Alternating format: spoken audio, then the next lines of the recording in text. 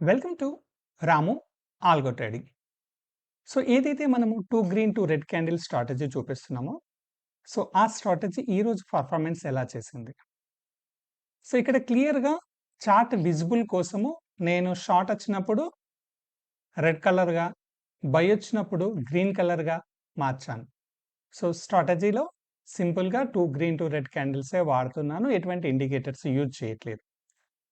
So present సిట్యుయేషన్‌లో నాకు ఈరోజు మార్నింగ్ ఒక షార్ట్ ట్రేడ్ వచ్చింది. అంటే పుట్ బయింగ్ వచ్చింది. సో ఆటోమేటిక్‌గా ఈ ట్రేడ్ వచ్చేసి నాకిక్కడ క్లోజ్ అయింది.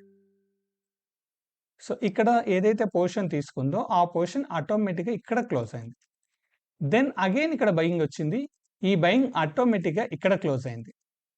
అండ్ ఇక్కడ ఏదైతే షార్ట్ వచ్చిందో ఆటోమేటిక్‌గా ఇక్కడ క్లోజ్ అవుతుంది.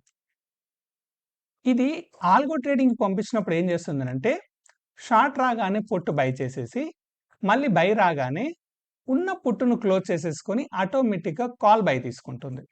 అంటే మనం ఆల్రెడీ ఏదైతే ఎగ్జిస్టింగ్ ఉన్నామో ఆ ఎగ్జిస్టింగ్ పొజిషన్ క్లోజ్ అయిపోయి ఫ్రెష్‌గా ఆప్షన్ బయింగ్ తీసుకుంటుంది.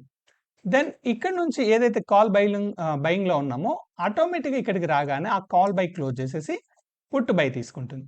అంటే ఇది ఆటోమేటెడ్‌గా చేసే వర్క్. సో ఆల్గోలో ఉన్న మనకు అడ్వాంటేజ్ ఏంటిదంటే, మనము మాన్యువల్‌గా ట్రేడింగ్ చేసేటప్పుడు ఏదైనా లాస్‌లో ఉంటే దాన్ని యావరేజ్ చేయడమో, లేదంటే సరే ప్రాఫిట్ వచ్చేరాక ఉందాము అని చూస్తూ ఉంటాం. కానీ ఆల్గో ట్రేడింగ్‌లో ఏంటి?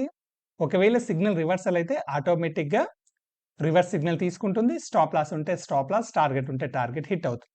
సో దీనివల్ల ఏంటంటే, మనము లాస్ ఉన్న ట్రేడ్‌ను ఎక్కువ సేపు క్యారీ చేయకుండా ఆటోమేటెడ్‌గా ఆ పొజిషన్ క్లోజ్ చేసేసి మళ్ళీ ఫ్రెష్ పొజిషన్‌కెళ్తుంది. సో ఇది అడ్వాంటేజ్‌గా ఉంటుంది. సో మాన్యువల్‌కి, ఆటోమేషన్‌కి ఉన్న తేడాలో ఇది మేజర్ పార్ట్.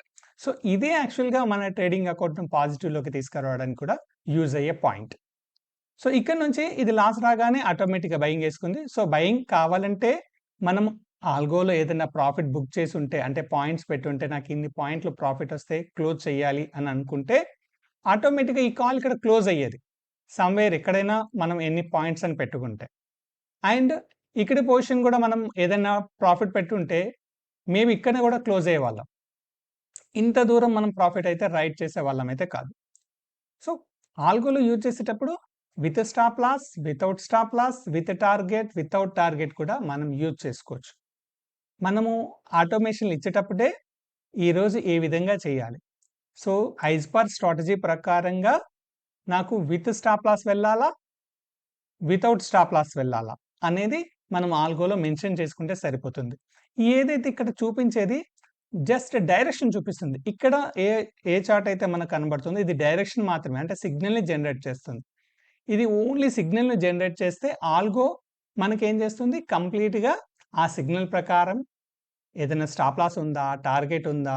ఏముంది? ఒక డేకి ఏమన్నా ప్రాఫిట్ పెట్టాడా? ఒక డేకి ఏమన్నా లాస్ పెట్టాడా?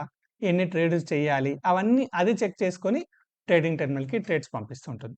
సో ఇది సింపుల్‌గా ఫుల్లీగా ఆటోమేటెడ్‌గా జరిగే పని.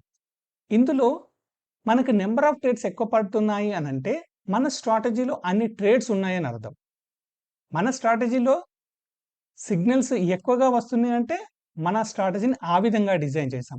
సో ఇదొచ్చేసి ఎన్ని ట్రేడ్స్ వచ్చాయి? 1, 2, 3, 4 ఈరోజు ఓన్లీ 4 ట్రేడ్స్ ఉన్నాయంటే బికాస్ ఆఫ్ ఈ స్ట్రాటజీలో ఆ విధంగానే మనం సిగ్నల్‌ను పంపిస్తున్నట్టు లెక్క.